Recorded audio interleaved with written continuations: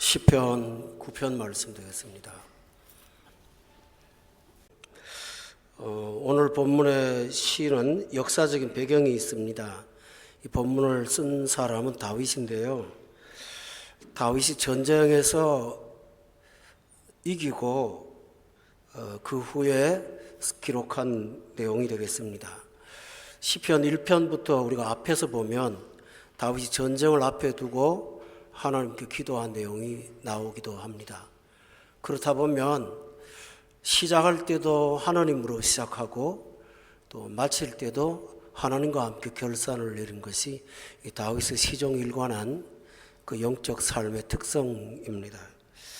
우리도 다윗의 삶을 본받아서 시작도 하나님과 하고 마침도 하나님과 함께하는 그것이 믿음의 삶으로 자리를 잡는 것이 우리의 건강한 삶의 특징이 되겠습니다.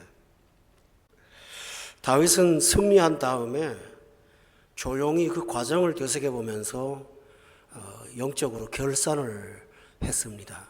우리도 하루를 지내고 나서 오늘 하루 하나님께서 우리에게 어떠한 일을 행하셨는지를 그 일에 관한 결산을 하는 것은 영혼을 위해서 굉장히 중요한 작업입니다.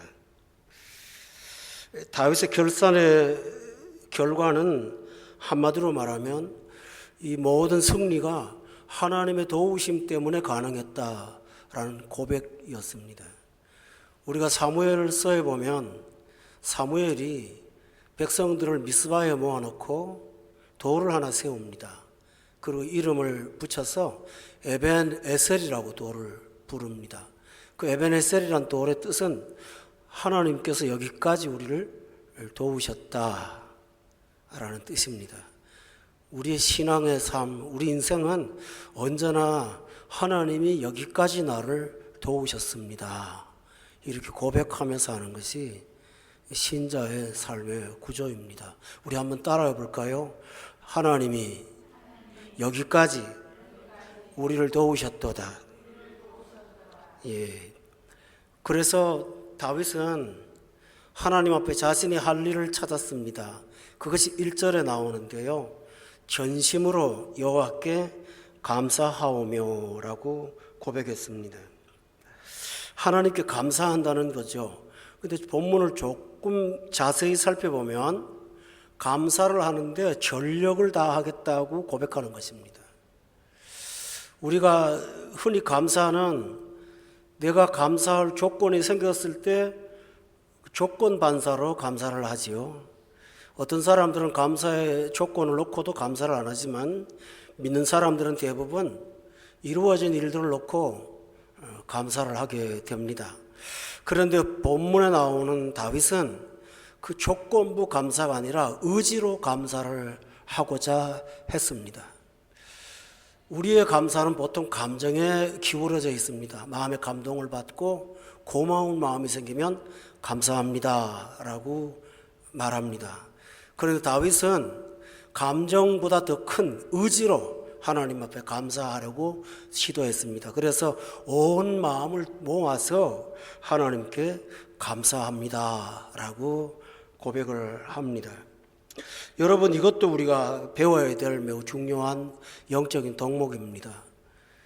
감사의 조건이 나올 때까지 원망하다가 나오면 감사하는 것이 아니고 감사할 이유들을 찾아서 내 마음과 영혼을 쏟아서 감사의 영으로 우리의 영혼을 채우셔야 합니다. 다윗이 무엇을 감사하며 그 감사의 이유들을 찾았을까요? 다윗은 감사의 이유를 찾았는데 1절에 보면 첫째로 그는 하나님의 모든 기이한 일들을 감사했습니다. 이 기이하다는 말은 우리 예상을 뛰어넘는다라는 뜻이 있습니다. 우리가 이런 일들은 이렇게 전개되고 결말을 맺을 것이다 생각을 했는데 하나님의 도우심으로 예상을 뛰어넘는 은혜를 받을 때가 있습니다. 다윗은 하나님의 일을 기이한 일이라고 고백하면서 내 인생 돌아보니까 하나님이 하신 기이한 일들이 너무 많았다라고 고백하는 것입니다. 우리가 믿음의 큰 대적이 뭐냐 하면 우리 합리적인 생각입니다. 이렇게 하면 저렇게 될 거다. 이렇게 하고 나면 이렇게 모자랄 거다. 이렇게 하면 저 사람이 저렇게 반응하겠지. 등등. 사람들은 전부 다 계산이 영악하고 머리가 똑똑합니다. 그런데 인생을 되돌아보면 우리의 계산이나 합리대로 진행된 것은 거의 없습니다. 그런데 사람들은 통계를 신으로 섬깁니다. 거의 없습니다.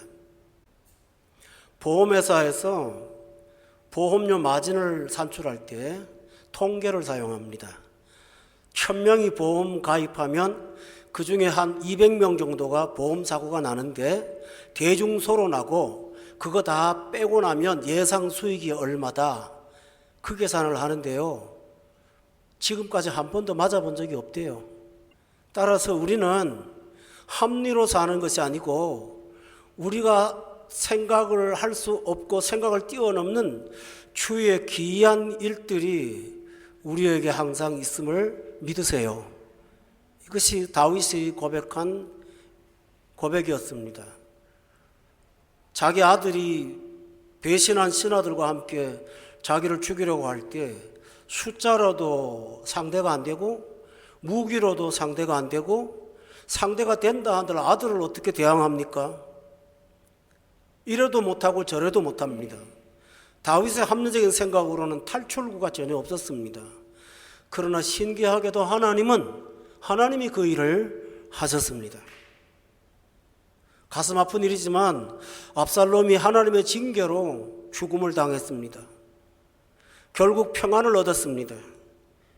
그 일뿐만 아니고 다수의 일들이 다윗이 돌아보면 전부 다 하나님이 하신 기이한 일들이었습니다.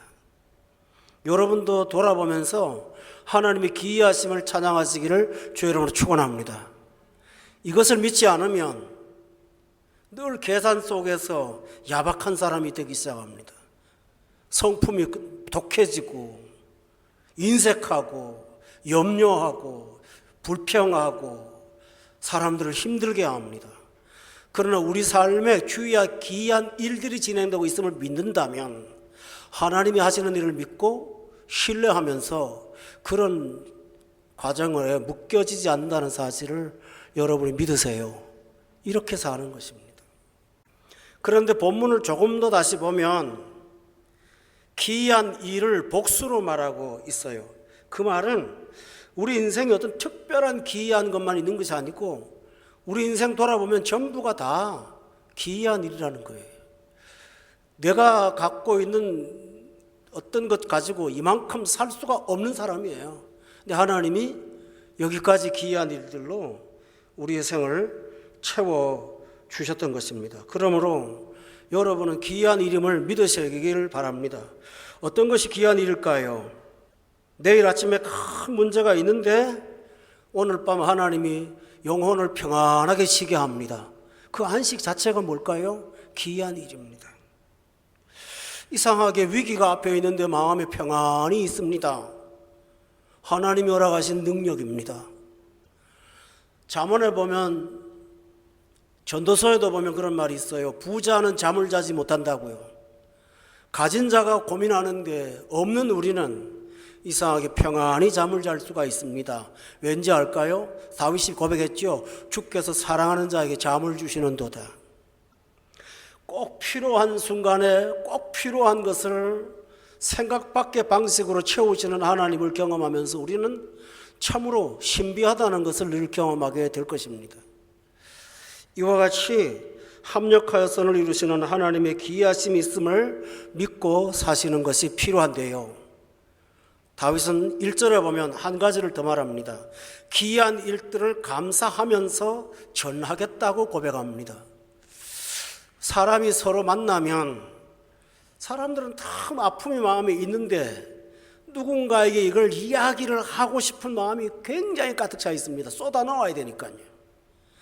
그래서 대부분의 이 세상 사람들은 만나면 아픔의 얘기를 하고 고통의 얘기를 하고 배우자의 문제도 아픈 것만 갖고 나열하고 내 지나온 생활도 상처만 이야기를 하는, 그래서 처음에는 들어줍니다. 근데 듣다가 보면 듣는 자도 영혼이 지치기 시작해요. 그럼 나중에 그 대화가 기쁨이 없으니까 사람과의 사랑도 식어지게 되는 것을 우리가 종종 경험합니다. 그런데 예수 믿는 사람이 내게 주신 하나님의 은혜를 간증합니다. 내게 주신 기이한 일들을 사람들에게 말하기 시작합니다. 고통받는 사람한테, 위로가 필요한 사람한테 내게 허락하신 하나님의 기이한 일들을 고백하기 시작하면 내 속에 있는 평안이 그 사람에게도 옮겨감을 믿으십니까? 그래서 성경은 이렇게 해서 우리를 말하기를 우리에게 하나님이 화목하게 하는 직책을 주셨다라고까지 했습니다. 여러분은 주변 사방의 염려와 근심과 불안에 쌓이고 상처로 가득한 사람들 속에서 주위의 기이한 일을 나눔으로 그들의 영혼을 풍성케 하는 하나님의 사람들이 되시기를 예수 이름으로 축원합니다. 이것이 다윗이 한 얘기입니다. 여러분 상상해 보세요. 몇 명 되지 않은 자기를 따르는 부하들과 전쟁터에서 기이한 승리를 하고 난 다음에 다윗이 봐, 내가 얼마나 능력이 많아? 그랬다면 신하들이 두려웠을 것입니다. 믿을 게 없으니까요. 그러나 다윗이 이렇게 말합니다. 봤지? 하나님이 하신 거 봤지?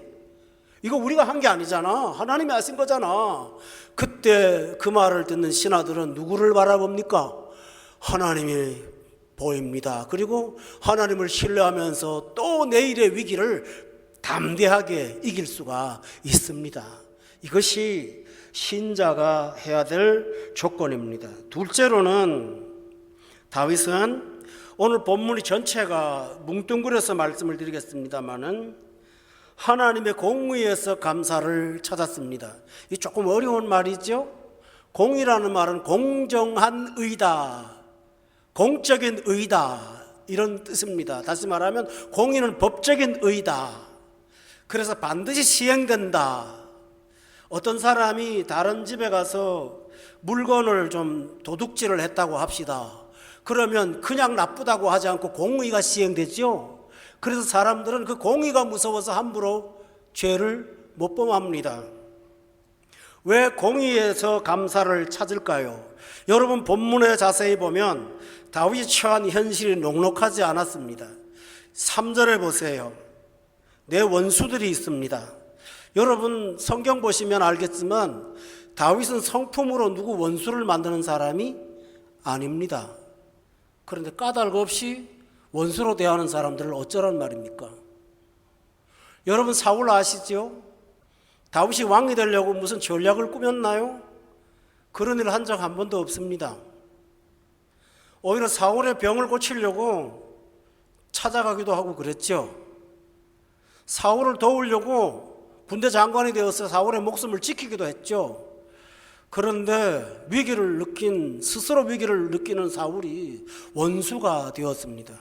여러분 이런 일들은 다윗의 일생 동안 중단되지 않고 지속된 인간 관계였습니다. 사울이 죽으면 또 다른 사람이 원수 노릇을 하고 그가 죽으면 또 다른 사람이 원수 노릇을 하고 이런 어려움을 다윗이 많이 겪었습니다. 그럴 때 신자들이 세상을 살면서 감사가 자꾸 식습니다. 나는 하나님 뜻대로 사는데 왜 이렇게 사람들이 어렵게 나를 합니까? 낙담을 하게 되지요. 지금 그런 상황입니다. 또 하나 보세요. 9절에 보니까 압제를 당하는 자가 있으면 압제하는 사람이 있는 거 아닙니까? 이 세상이 그렇다는 얘기예요. 또 하나 있습니다. 12절에 보면 피 흘림을 신문하시는, 그러니까 어떤 사람들은 압제 정도가 아니라 사람을 피를 흘리면서 고통을 줍니다. 15절에 보면 사람들은 모략을 꾸며서 다른 사람을 함정에 빠뜨리려고 웅덩이를 파고 기다립니다. 이 세상이 그렇지요. 15절에 보면 자기가 숨긴 그물도 있습니다. 여러분 거미 아시죠? 거미가 먹이를 찾는 방법이 뭔지 아세요? 날아다니는 게 아니에요. 길목에다가 거미줄 쳐갖고 잡아먹는 거죠. 그런데 그 거미줄이 밤에는 안 보이잖아요. 낮에는 보이더라도. 그러니 밤 사이에 그 거미줄에 걸려든 벌레들이 이 거미의 먹이가 되는 것처럼 오늘 이 세상은 안전한 세상이 결코 아닙니다. 그리고 실제로 웅덩이에 빠지는 사람도 있고 그물에 걸려드는 사람도 있죠. 16절에 보세요. 악인이 또 활동을 합니다. 어떤 아이가 학교를 갔는데 모든 걸 다 잘하는 똑똑한 애입니다. 그게 시기가 나고 질투가 나서 전 학교에 소문을 퍼뜨려서 아이를 왕따를 시킵니다. 아무 잘못도 없는데 학교 가서 어려움을 당하니까 애가 얼마나 고통스럽겠습니까? 저도 과거에 그런 이즈메를 한번 당해본 적이 있습니다. 밴드 부장을 하면서 그 눈총을 받아갔고요. 그때 어린아이들도 세상이 참 불합리하다는 것을 보게 되죠. 이런 세상 속에 우리가 살아가고 있습니다. 그래서 이런 일만 자꾸 쳐다보고 생각하다 보면 감사가 식어버리고 시편 73편에 나오는 것처럼 내가 선을 행하면서 늘 회개하고 사는 게 무슨 의미가 있나 이런 생각을 하게 되더라는 것입니다. 그런데 다윗은 어디에서 감사를 찾았냐 하면 하나님의 공의가 살아있다는 것을 알고 감사했습니다.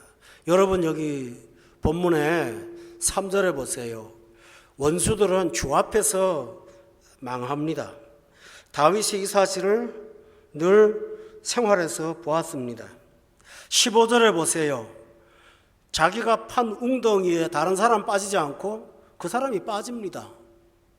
자기가 숨긴 그물에 다른 사람이 걸리지 않고 자기가 발에 걸립니다. 죄는 그렇습니다. 이것은 죄의 어떤 성향도 그렇지만 하나님의 공의가 있기 때문에 죄가 결코 번성하지를 못한다는 것입니다. 그래서 다윗은 하나님의 공의가 시행된다는 것을 보면서 악한 사람들 때문에 원망하거나 마음의 감정을 상하거나 그러지 않았습니다. 여러분 하박국이라는 선지자 아시죠? 하박국은 다윗하고 달랐어요. 하나님, 공의가 시행되지 않고 불법이 성행하고 있습니다. 도대체 언제까지 이렇게 가만두시렵니까? 하박국은 하나님을 원망했습니다. 그때 하나님께서 대답하셨죠. 비록 더딜지라도 속히 응하리라. 오직 의인은 믿음으로 사는 거야. 가르쳐 줬습니다. 그래도 다윗은 하박국처럼 원망하지 않았습니다. 그 대신에 하나님의 공의는 분명히 살아있다는 사실을 보고 감사했습니다.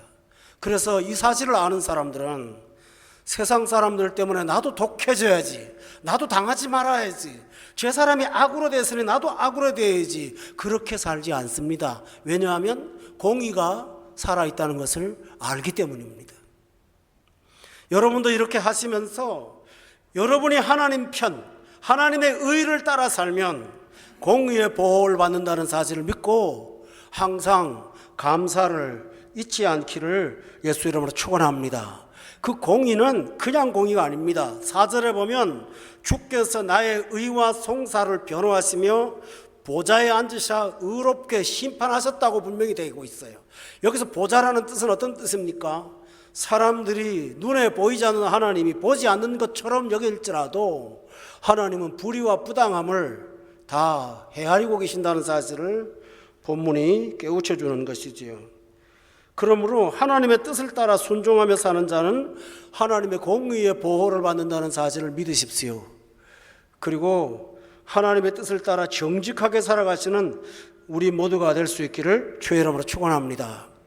세 번째로 다윗은 감사를 하나님의 보호에서 찾았습니다. 공의는 반드시 우리를 보호하지만 하나님은 좀 더 적극적으로 어려움 당하는 자들을 보호하십니다. 본문 9절에 한번 보실래요?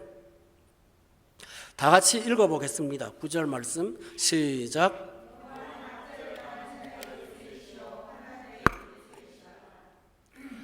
압제를 당할 때 당한다는 말은 어떤 뜻일까요? 권력도 없고 힘도 없는 사람이 뭘 하는 거죠? 압제를 당하는 거죠. 그런데 힘이 없는 것이 아니라 하나님은 압제를 당하는 자의 요새가 되시고 환난 때에 특별히 요새가 되어 주신다고 말씀하시므로 우리가 불의한 악의 고통을 받을 때 하나님은 우리를 하나님의 은혜로 보호하신다고 말씀하셨어요.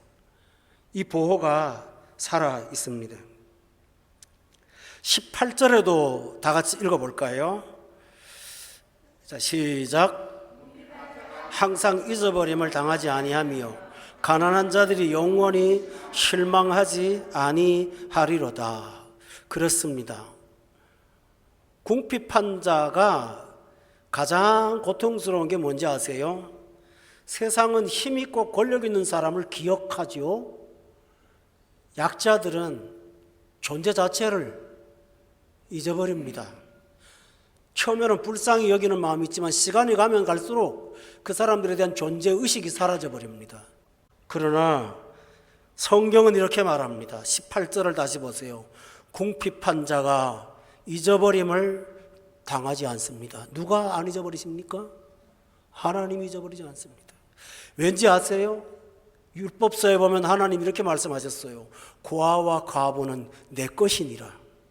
그러므로 물질적으로 궁핍하만 하지 않고 영적으로 궁핍하고 하나님의 은혜가 없이는 살 수 없다고 고백하는 영적으로 궁핍한 사람들, 하나님은 그런 자들을 반드시 돌보시고 지켜주신다고 말씀하셨어요. 다윗이 그걸 보면서 하나님을 찬양한 것입니다. 18절 하반절에도 보면 가난한 자들이 실망하지 아니할 것이라고 고백하면서 감사를 잊지 않았던 것입니다. 그리고 나니까 13절에 한번 보세요. 이렇게 감사하고 나니까 어떤 은혜가 찾아왔는가를 고백합니다. 여호와여 13절에 내게 은혜를 베푸소서 나를 사망의 문에서 일으키시는 주요라고 고백합니다. 여러분, 하나님의 공의를 믿고 기이한 일을 하신 것을 감사하고 살아가면 하나님은 우리의 영혼을 낙담에서부터 일으켜서 사망의 몸에서 나를 일으켜서 든든히 세우시는 능력을 얻게 될 줄로 믿습니다. 이렇게 감사를 하고 나니까 감사하는 자에게 세 가지 결과가 나와 있습니다. 오늘 본문에 보면 2절에 한번 다 같이 읽어보겠습니다. 2절 말씀 시작.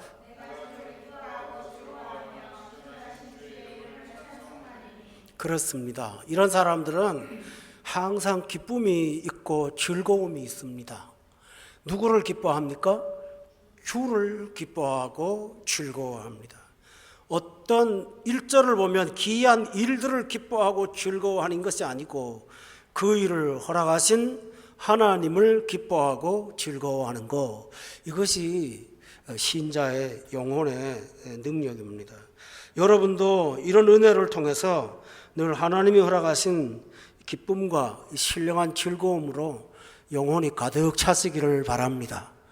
두 번째입니다. 이런 어려움 속에서 하나님이 일하심을 바라보면서 위기를 이기는 사람은 믿음이 자꾸 자라납니다. 본문 9절에 한번 보세요. 이런 사람은 바로 이 고백을 아까처럼 할 수 있죠. 여호와는 압제를 당하는 자의 요새시고 환난 때의 요새라고 믿는 것입니다. 여러분, 이런 사람들은 11편의 1절에 한번 보세요. 거기 보면 믿음이 커가서 이렇게 하나님을 요새로 여기는 사람은 이런 삶을 삽니다. 1절 다 같이 읽어볼까요? 시작. 너희가 내 영혼에게 새같이 내 산으로 도망하라 함은 어찌민가.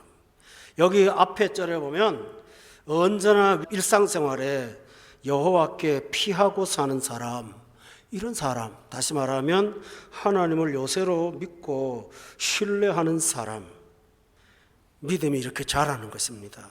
10절도 보세요. 또 읽어볼까요? 10절은 아주 귀한 고백입니다. 자, 시작. 주를 의지하오리니 이는 주를 찾는 자들을 버리지 아니하심이니이다. 우리가 주를 의지한다는 단어가 말하기는 늘 반복되니까 익숙해도 실제 삶에서는 거의 역사하지 않거든요. 그런데 감사를 회복하고 나면 주님을 의지하는데 그냥 의지하지 않고 주의 이름을 알기에 의지한다고 돼 있어요. 신뢰하고 따라가는 것입니다. 10절을 다시 보면 주의 이름을 아는 사람은 주를 의지한다라고 고백했습니다. 여러분도 감사를 통해서 이런 믿음으로 자꾸 성숙해 나가셔서 삶의 많은 문제들을 믿음으로 헤쳐나가시는 우리 모두가 되기를 원합니다. 세 번째입니다. 이런 사람은요, 세상에 나가서 할 말이 있어요. 본문의 20절에 볼까요? 다 같이 한번 읽어보겠습니다. 20절 시작.